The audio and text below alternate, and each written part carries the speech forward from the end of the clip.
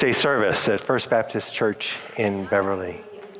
We are so delighted that you're here with us to mark this beginning of the end of the story as we know it. To mark this night when Jesus spent his last night with his disciples, as he ministered to them, as he spoke his last commands to them, as he shared with them some of what would unfold in the day to follow, as he himself prepared to hear the sentence of death pronounced upon him, and prepared himself to mount Mount Calvary with his cross on his back, prepared to die. As we enter into this time of worship together, I invite you to share with me this gathering litany as printed in your order of worship. I will read the regular print and ask you to read the emboldened and italicized print. We come together in the night, much as the first disciples of Jesus, stepping into an upper room in search of shelter, safety, and peace. A quiet place, a place of sanctuary, doors shut against the threats that loom. We come to hear again the words of Jesus to his disciples when he shares his Last Supper with them, to reflect on what those words mean for everyone who hears them. We may be disturbed by what we see in the mirror as Jesus holds it before us. Might we betray him? Would we deny him? Could we stay awake and watch with him in his hour of torment? We come to witness the passion of one who stands silent before his accusers, who bears their scorn and bloodying blows, who carries his cross up a hill to die. Into the shadows and gathering gloom, shaken by what we see there, we strain to catch a glimpse of the light that would signal the dawn of a new day. But the day is not yet here, for it is in the night that we gather to watch, to wait, to pray. Come, let us do so together.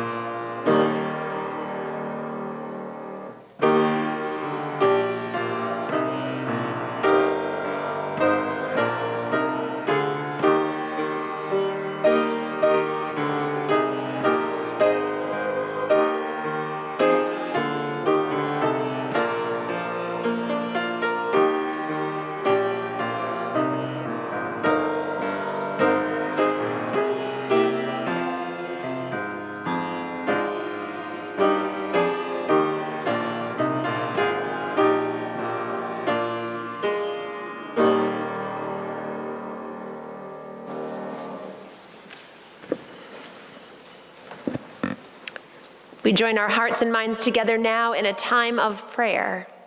Let us pray.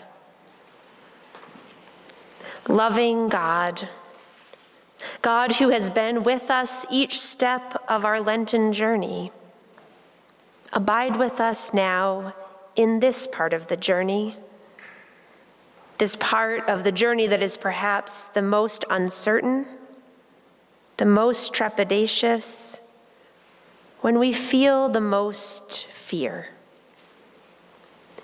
Draw near to us, God, in these moments when we take time to remember the moments of those final hours of Jesus' earthly life. The moments when he gathered with friends and disciples to come together to share a meal and to share acts of tenderness and kindness.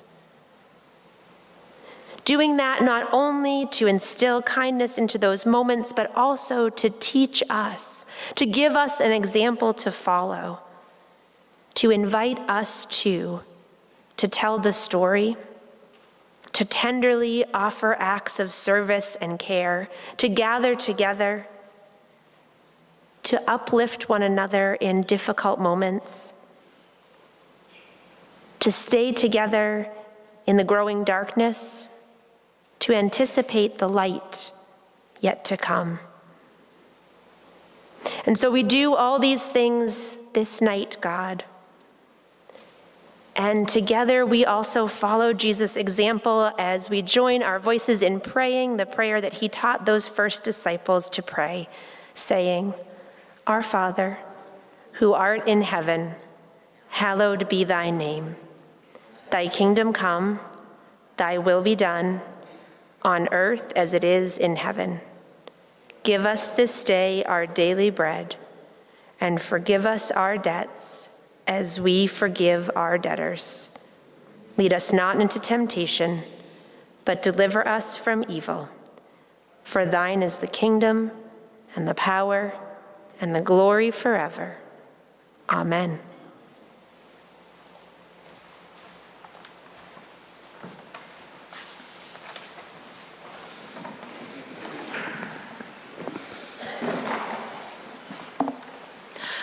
Tonight, I will be reading excerpts from a book entitled Parts Work, an illustrated guide to your inner life. We are often surprised at how differently we react to various situations. It is almost as if we are a different person at different times.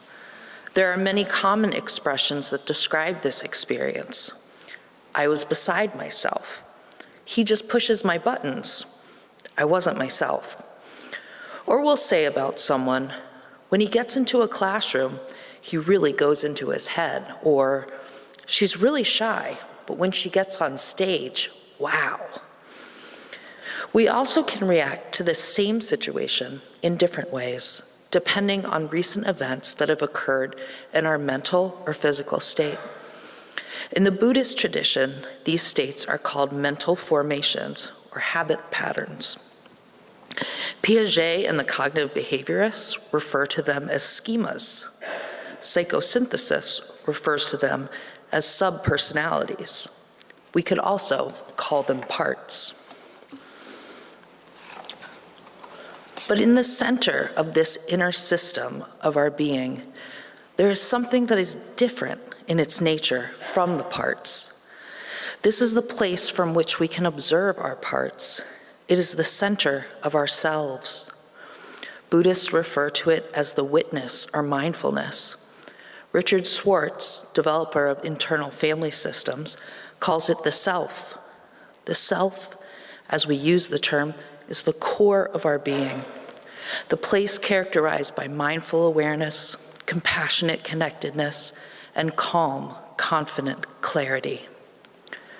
When we are in the self, we are in a state of awareness quite different from the ordinary but available to anyone. From this place, we can see ourselves and others through the kind eyes of non-judgment. We are loving observers who are very present to our own inner states and to those of the other people we encounter.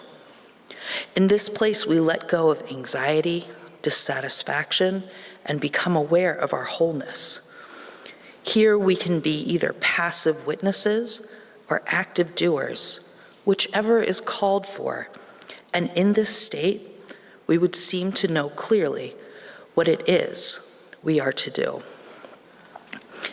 I would suggest that Jesus' ability to be in this purest sense of the soul is a thread that weaves through all of his journey from the Last Supper through the crucifixion. In preparation for us to receive the story of the Passion, I now invite you to journey to a place where you might encounter the self or the spiritual guidance. We will first spend some time relaxing, letting go of tension and coming to our center as we listen to the next musical interlude. As you listen, you may wish to become aware of your breathing. Breathing in, I am aware of breathing in. On the in-breath, think in. Breathing out, I am aware of breathing out. On the out-breath, think out. Or perhaps, breathing in, I calm my body and mind. On the in-breath, think calm. Breathing out, I release tensions. On the out-breath, think release. Be aware with each breath in your body that can become more relaxed and your spirit more still.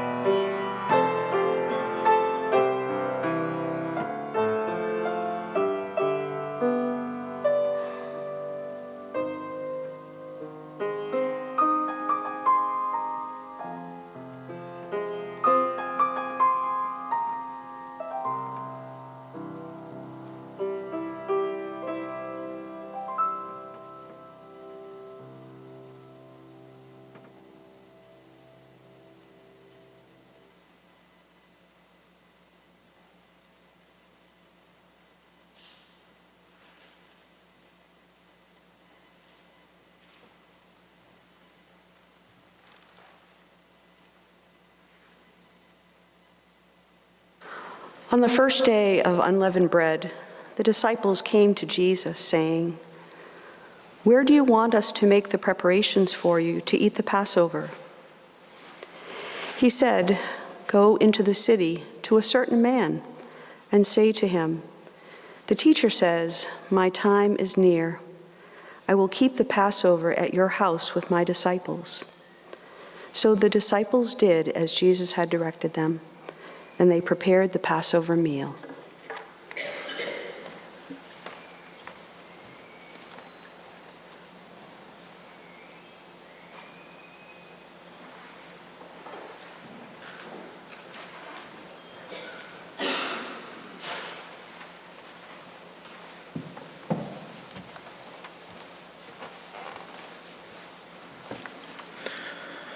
When it was evening, he took his place with the 12.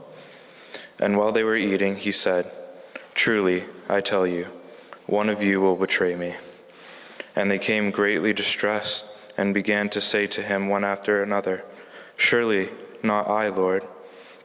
He answered, "The one who has dipped his hand into the bowl with me will betray me. The Son of a Man goes as it is written of him. But woe that one by whom the Son of the Man is betrayed. It would have been better for that one not to have been born." Judas, who betrayed him, said, "Surely not I, Rabbi." He replied, "You have said so."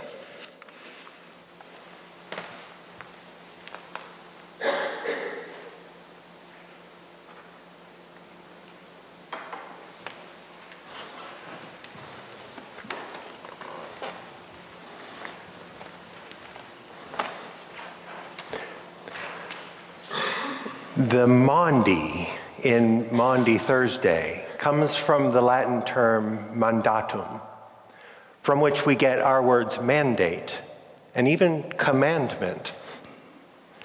The word is chosen because on this night we mark the two special commandments that Jesus gave to his disciples in that last meal that he shared with them on the night when he was betrayed.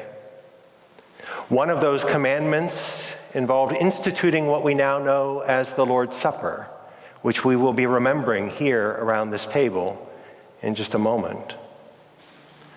But the other commandment had to do with his disciples washing each other's feet. Now, in one way, washing oneself in preparation to meet God was nothing new to the disciples. The Hebrew people had long been in the practice of washing themselves studiously as they stepped into sacred places and sacred times. But what was shocking and even scandalous about Jesus' commandment to his disciples was that he was asking them to do it for each other, to wash each other's feet, and even demonstrating himself his own willingness to stoop down and wash his own disciples' feet. And in this way, to demonstrate his command to be servants of one another. Tonight, we will not wash each other's feet, but we do want to take a moment to recognize this significant commandment of Jesus's that should be reminding us over and over again that the greatest among us is the one who is the servant of all. And so we will invite you to come forward to these two basins that we have prepared here at the front of the sanctuary, exiting the rows from the back toward the front. And Julie and I will symbolically wash your hands by pouring this warm water over them. So please come and remember this command of our Lord.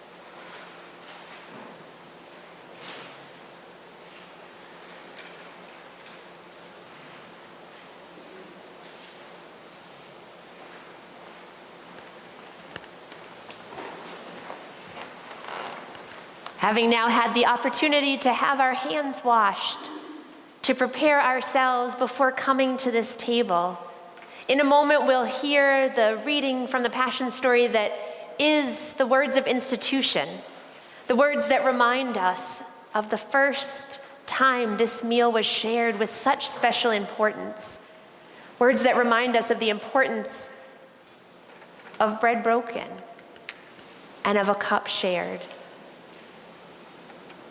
After we hear that reading, you'll be invited by the deacons to come forward in small groups, sort of roughly dividing the sanctuary into 4 quadrants.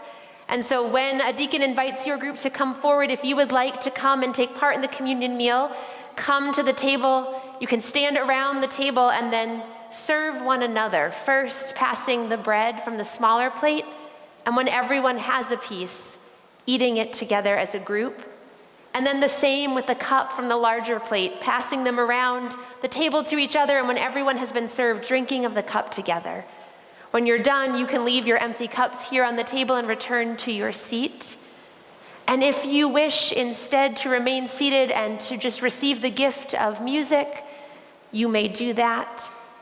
If it is easier for you to not have to come forward for communion, if you just raise your hand, a deacon or a Daniel or I will come and serve you where you are.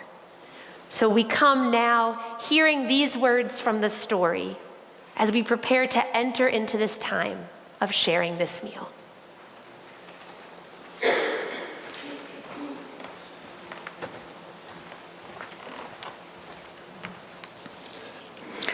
While they were eating, Jesus took a loaf of bread, and after blessing it, he broke it.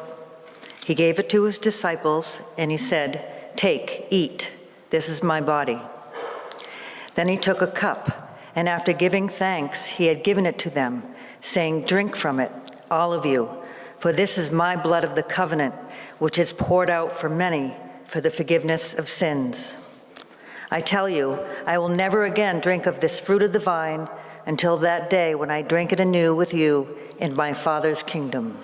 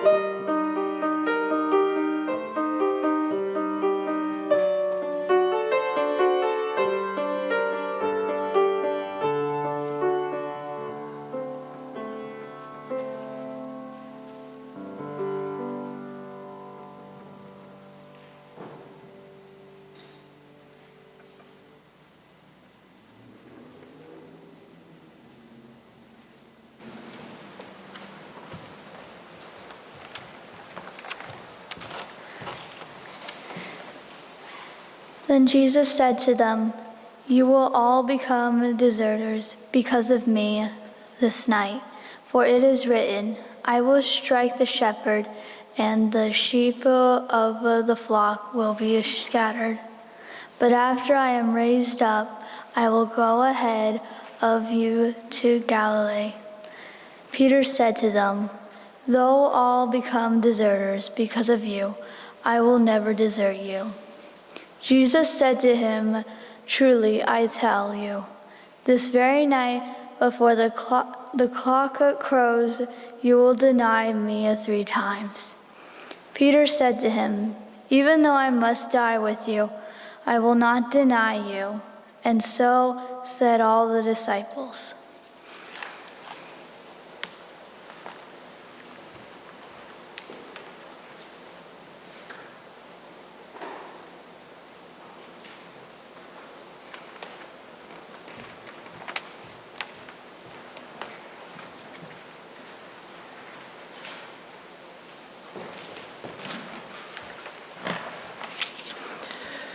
He came out and went, as was his custom, to the Mount of Olives, and the disciples followed him. When he reached the place, he said to them, "Pray that you may not come into the time of trial." Then he withdrew from them about a stone's throw, knelt down and prayed, "Father, if you are willing, remove this cup from me, yet not my will, but yours be done." Then an angel from heaven appeared to him and gave him strength. In his anguish he prayed more earnestly, and his sweat became like great drops of blood falling down on the ground.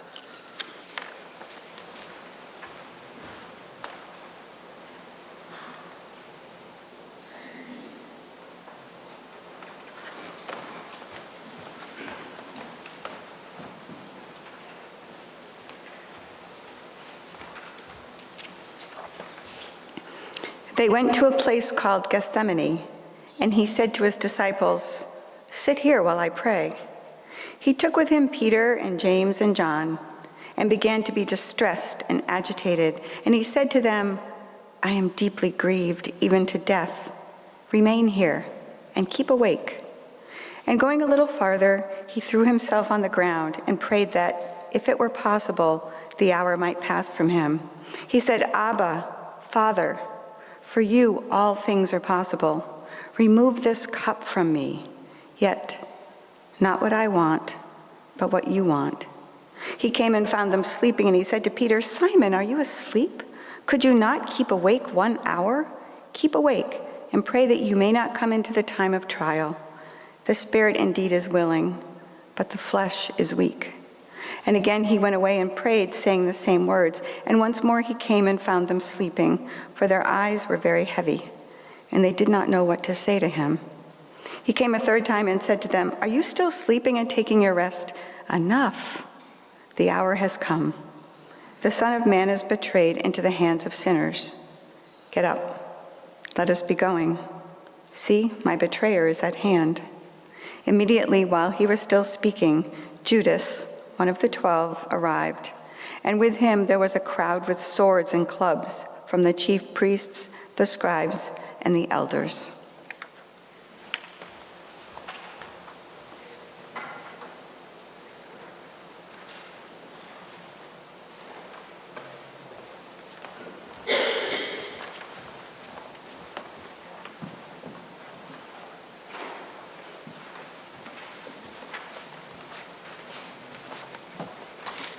While he was still speaking, Judas, one of the 12, arrived. With him was a large crowd with swords and clubs, from the chief priests and the elders of the people. Now the betrayer had given them a sign, saying, "The one I will kiss is the man, arrest him." At once he came up to Jesus and said, "Greetings, Rabbi," and kissed him. Jesus said to him, "Friend, do what you are here to do." Then they came and laid hands on Jesus and arrested him. Suddenly, one of those with Jesus put his hand on his sword, drew it, and struck the slave of the high priest, cutting off his ear. Then Jesus said to him, "Put your sword back into its place, for all who take the sword will perish by the sword."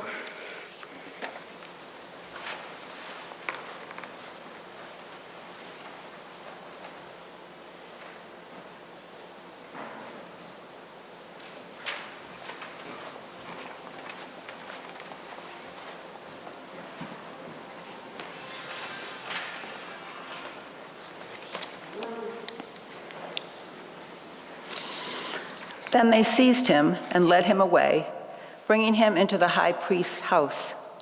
But Peter was following at a distance. When they had kindled a fire in the middle of the courtyard and sat down together, Peter sat among them. Then a servant girl, seeing him in the firelight, stared at him and said, "This man also was with him." But he denied it, saying, "Woman, I do not know him." A little later, someone else, on seeing him, said, "You also are one of them." But Peter said, "Man, I am not." Then about an hour later, still another kept insisting, "Surely this man also was with him, for he is a Galilean." But Peter said, "Man, I do not know what you are talking about."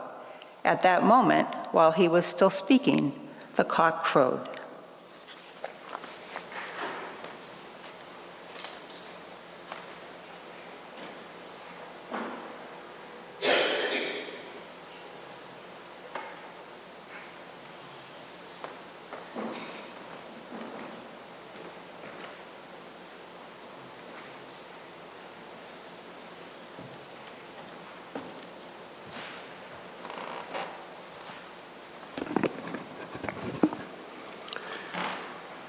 Then Pilate entered the headquarters again, summoned Jesus, and asked him, "Are you the king of the Jews?" Jesus answered, "Do you ask this on your own, or did others tell you about me?" Pilate replied, "I am not a Jew, am I? Your own nation and the chief priests have handed you over to me. What have you done?"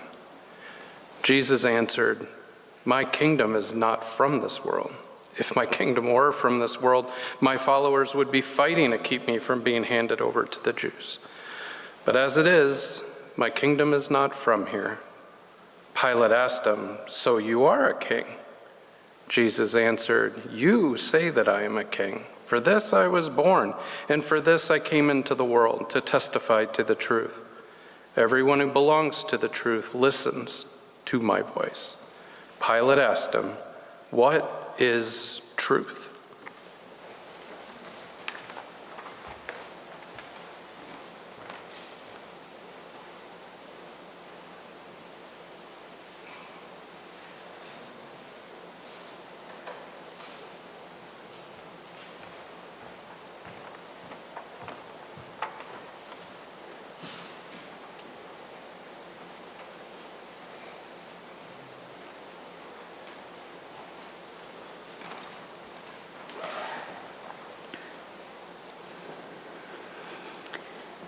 Now the chief priests and the elders persuaded the crowds to ask for Barabbas and to have Jesus killed. The governor again said to them, "Which of the two do you want me to release for you?" And they said, "Barabbas." Pilate said to them, "Then what should I do with Jesus, who is called the Messiah?" All of them said, "Let him be crucified." Then he asked, "Why? What evil has he done?" But they shouted all the more, "Let him be crucified!" So when Pilate saw that he could do nothing, but rather that a riot was beginning, he took some water and washed his hands before the crowd, saying, "I am innocent of this man's blood. See to it yourselves." Then the people as a whole answered, "His blood be on us and on our children." So he released Barabbas for them, and after flogging Jesus, he handed him over to be crucified.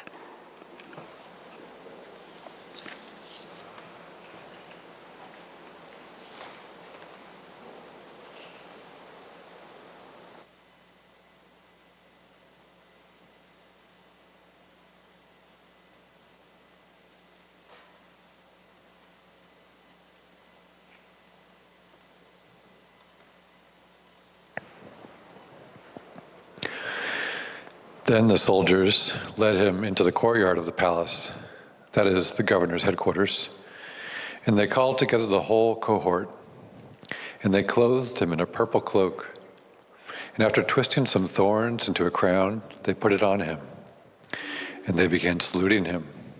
"Hail, King of the Jews!" They struck his head with a reed, spat upon him, and knelt down in homage to him. After mocking him, they stripped him of the purple cloak and put his own clothes on him. Then they led him out to crucify him.